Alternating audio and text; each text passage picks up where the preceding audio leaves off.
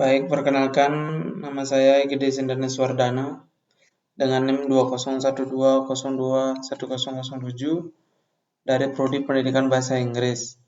Di sini saya akan mempresentasikan LKM 9 yaitu pluralisme dan dharma agama. Aspek permasalahan yaitu telah singkat tentang masyarakat madani dalam wacana pluralisme agama di Indonesia. Dalam kurung relevansi konsep masyarakat madani, problematika dalam aktualisasi agama negara dan konsepsi solutif masyarakat madani, transformasi Islam dalam sosial politik Indonesia, Islam dan dominasi politis ranah sosial. Teori-teori yang digunakan yaitu Nurcholish Madjis mengungkapkan bahwa masyarakat madani di Indonesia harus lebih menekankan aspek horizontal, yakni berfokus pada budaya dan toleransi agama.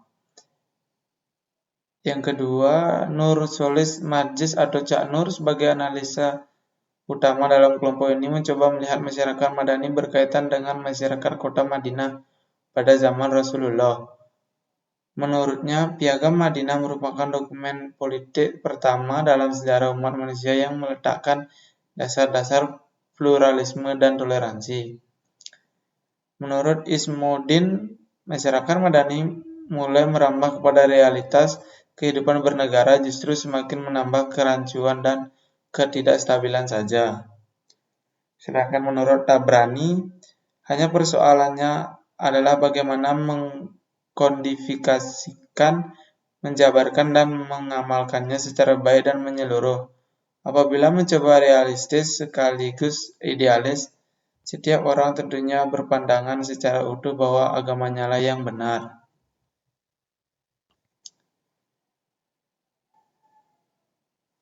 Metode yang digunakan adalah Pancasila sebagai ideologi negara dan demokrasi sebagai ideologi pemerintahannya, maka terbuka peluang bagi setiap warga negara untuk melaksanakan kewajiban sekaligus hak-hak politiknya di Indonesia. Sejauh ini, toleransi atas pluralisme agama masih dalam ranah hak-hak untuk mendapatkan keadilan pada segala aspek dan kehidupan bermasyarakat. Pada intinya, apabila mempersoalkan partisipasi agama yang dalam hal ini pada skala teologi, sosial, dan budaya dalam politik Indonesia, maka jawabannya terletak pada kepentingan mana yang lebih dominan, terutama pada persoalan teologis yang harus dipertahankan. Hasil pembahasan yaitu bahwa paradigma masyarakat madani sebetulnya telah tertanam secara transendental karena memang dalam ajaran keagamaan para pemimpin bangsa harus mendapatkan restu dan persetujuan, nasihat, dan bimbingan dari tokoh-tokoh moral force, tokoh-tokoh keagamaan dan kebudayaan. Namun sayangnya, kesadaran semacam itu tidak lengkap berada pada karakter universal kebangsaan Indonesia. Antara demokrasi sebagai rujukan kekuatan paradigma politik dengan konsep masyarakat madani sebagai rujukan kekuatan paradigma sosial seharusnya dapat terintegrasi dengan baik dalam tatanan kenegaraan dan kebangsaan. Maka pada mulanya, pemahaman akan bagaimana berkehidupan berdemokrasi semestinya harus tertanam dalam pribadi masing-masing warga negara sehingga tidak memiliki cara pandang dan bertindak yang bertentangan dengan nilai-nilai demokrasi yang pada dasarnya adalah muara serta prasyarat terwujudnya masyarakat berperadaban atau masyarakat madinan.